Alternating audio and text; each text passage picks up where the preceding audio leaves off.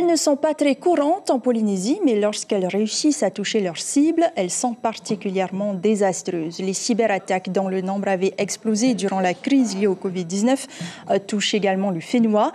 Elles se traduisent souvent par des mails frauduleux reçus dans sa messagerie. Nous en parlons tout de suite avec notre invité, Alain Bauer-Yarana. Merci d'être sur la première ce soir. Vous êtes professeur de criminologie au CNAM à Paris. Vous enseignez aussi à New York et à Shanghai et vous êtes aussi spécialiste de la gestion de crise.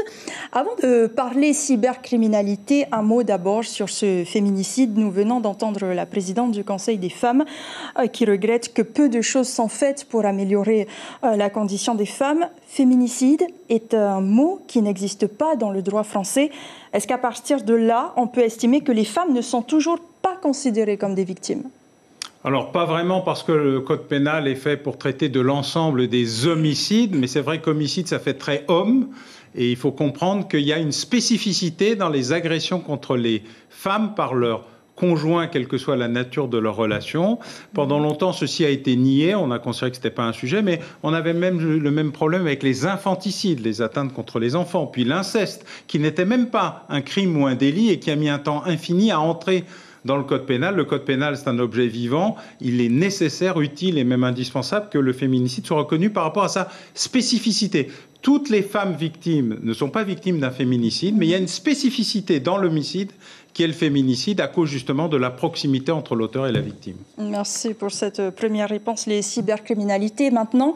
D'abord, est-ce qu'il faut différencier les cyberattaques via les mails frauduleux, par exemple, des arnaques en ligne ?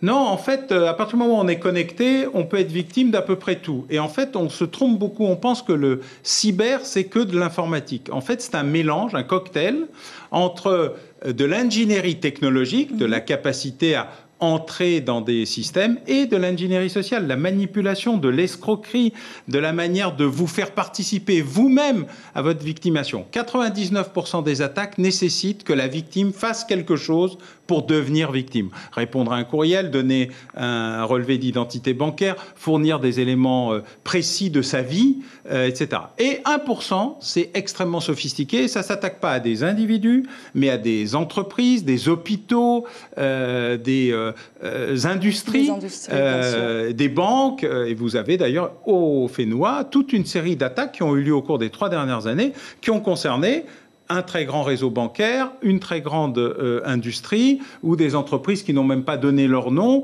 mais dont le niveau de production a été handicapé. Donc tous les phénomènes nécessitent le même accès au réseau et le même travail en même temps sur la technologie et en même temps sur la pédagogie. Il faut un code de la route du cyber, il faut être dans la même logique.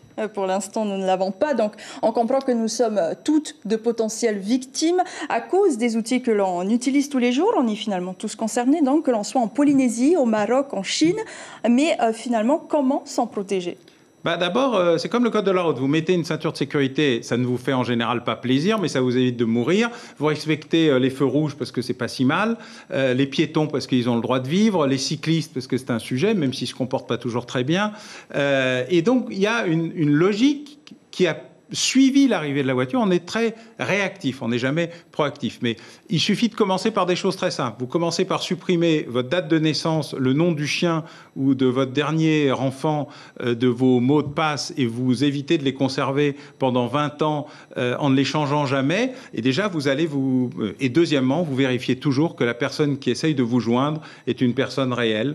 Et donc, vous évitez de répondre à tous les courriels possibles et imaginables. Et ça va réduire massivement votre capacité à la victimation. En tout cas, ça va forcer l'auteur à devenir très sophistiqué, très structuré, et donc il va changer de victime. Il va plutôt s'attaquer à des entreprises ou des institutions qui, elles, ont plutôt les moyens de se défendre, même si ça peut avoir des effets considérables. On l'a vu dans les attaques d'hôpitaux, par exemple, parce que là, vous risquez d'attaquer la vie humaine dans ces gestions. Mais il y a beaucoup de moyens de le faire. Et d'ailleurs, on l'a vu tout à l'heure sur votre programme sur les offres d'emploi, le fait de former les gens, l'activité du service public et le Conservatoire des arts et métiers, qui est là depuis plus de 40 ans, c'est justement de leur permettre autant de se protéger dans leur vie personnelle aussi de temps en temps de trouver un emploi, notamment dans les métiers du cyber qui recrutent énormément. D'autant que le phénomène prend de l'ampleur au fil des années avec l'arrivée de la 5G, les réseaux sociaux. Très rapidement, en Polynésie, justement pour faciliter l'accès aux services publics, on tend à une transformation digitale. C'est une fausse bonne idée ou au contraire, on peut continuer dans cette lancée, mais il faudra former des personnes. C'est une super bonne idée à condition d'accompagner. Il y a des voitures de plus en plus rapides avec des moyens de plus en plus technologiques et donc le code de la route doit s'adapter, notamment aux voitures autonomes.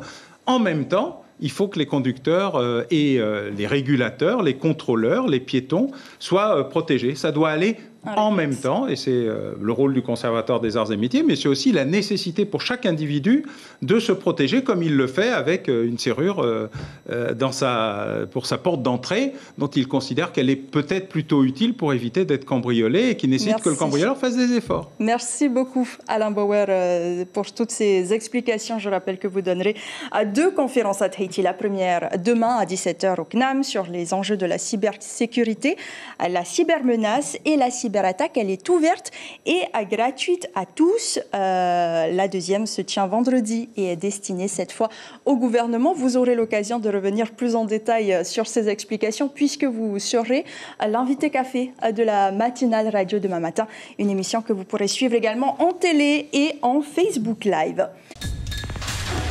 L'information en continu sur Polynésie la première, Internet et réseaux sociaux.